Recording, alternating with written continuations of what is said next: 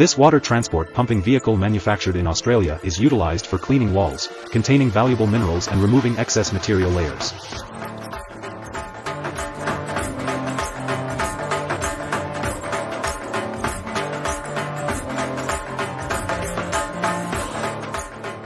Interdrain is a machine designed for the task of excavating and installing underground water pipes. It is equipped with an MTU engine that provides up to 500 horsepower, allowing it to operate powerfully and efficiently.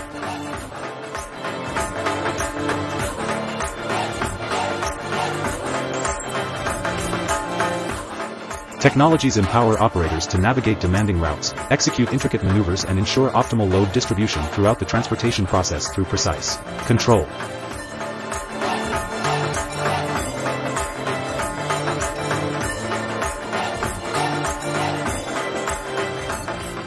Chain changers are employed in various applications, such as laying pipelines, installing underground utilities and digging drainage ditches.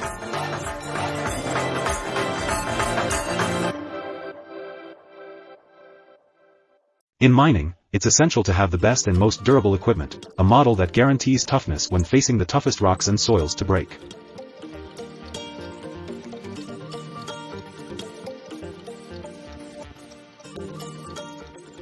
A bucket wheel excavator is a sizable piece of heavy equipment employed in surface mining for extracting minerals from open pit mines.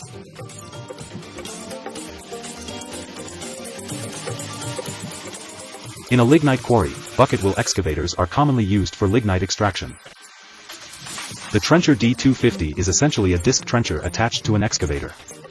It enables the construction of trenches up to 80 centimeters in depth and 12 to 25 centimeters in width.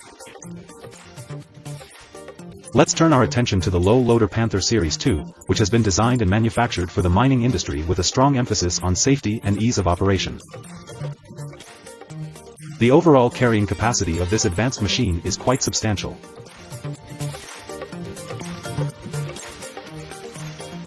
Next, we have another world record-holding crawler crane, the XGC 88000. This powerful machine made a successful debut by lifting and placing a 2,000-ton washing tower vessel.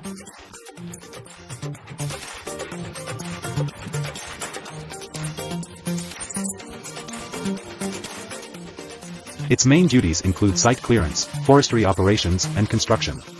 The specialized materials and blades can strongly impact the ground vegetation and other environmental materials. The hydrogen-powered snow groomer utilizes fuel cells to convert hydrogen and oxygen into electricity, which in turn powers the vehicle's electric motors.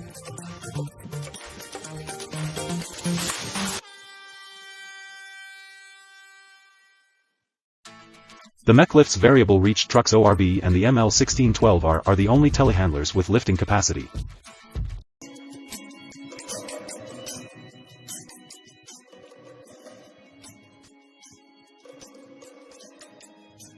The cheesecloth is removed from the cheese wheel and the wheel is ready to be identified and marked. This is a plastic cheese marker. It contains essential information about the cheese such as the name of the cheese, production date, sanitary number, and producer's identification number. It is placed between the cheese and the mold during the pressing stage to imprint the information onto the surface of the cheese.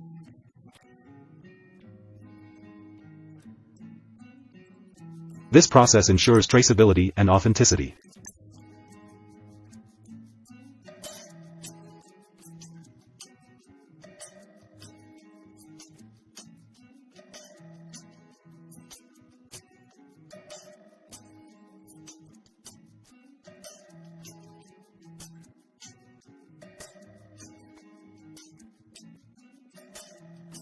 At the end of the pressing stage, the cheese is placed into a metal mold with a convex shape in the center. This mold helps to continue pressing and shaping the cheese into its characteristic wheel form of Parmigiano Reggiano.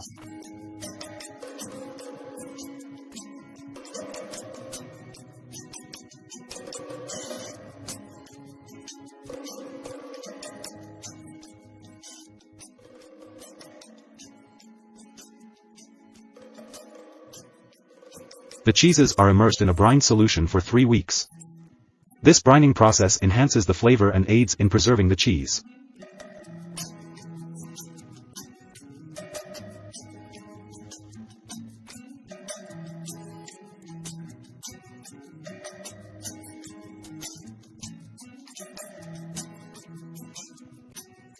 After the brining period, the cheese wheels are moved to the aging rooms where they will mature and develop their complex flavors over a minimum of 12 months and often much longer. For the highest quality Parmigiano Reggiano.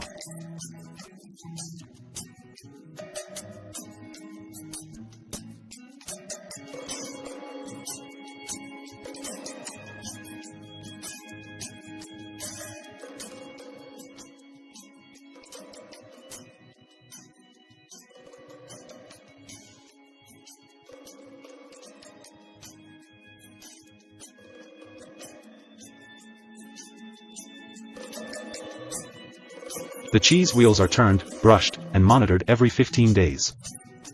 Turning helps to ensure even distribution of moisture within the cheese and prevents the formation of uneven spots or mold on the surface. Brushing the rind helps to remove any unwanted surface molds or impurities, ensuring the rind remains clean and healthy. This process is carried out by machines.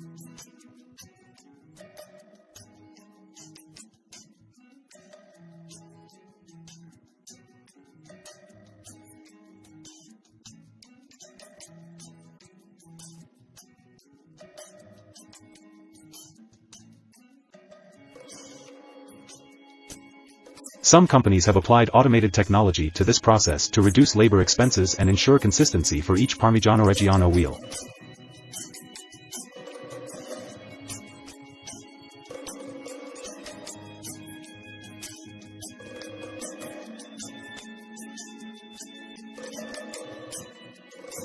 During the 12th month of the aging process, representatives from the Consorzio Parmigiano Reggiano visit the cheese production facility.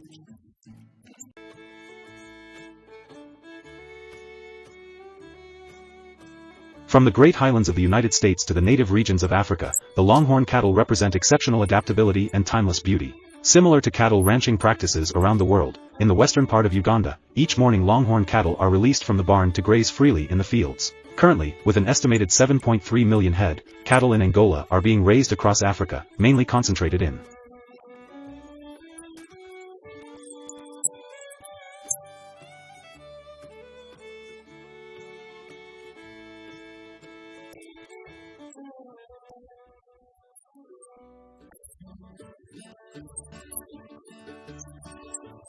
East Africa, especially in countries such as Uganda, Rwanda, and Kenya. They hold cultural and economic significance in these communities. In East Africa, the traditional herding practices of farmers have shaped a unique approach to livestock management. Herds of livestock are grazed within a relatively close range of their homesteads, often within a radius of about 3 miles.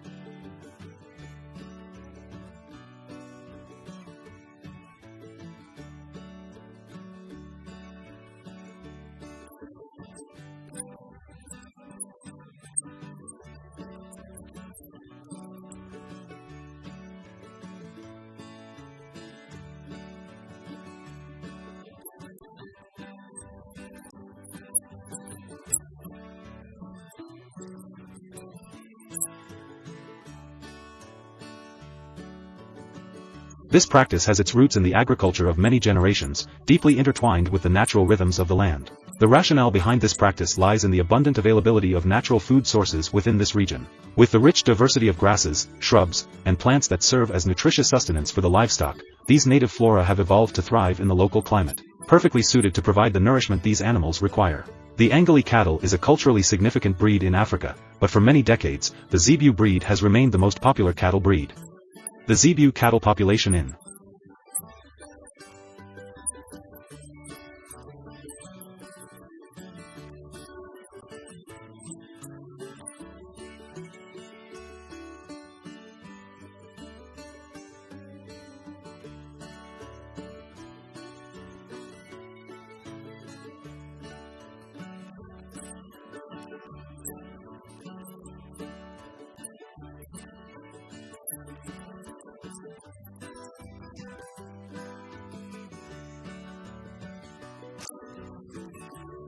East Africa can reach up to over 300 million individuals. This cattle breed is predominantly found in East Africa, and their name originates from the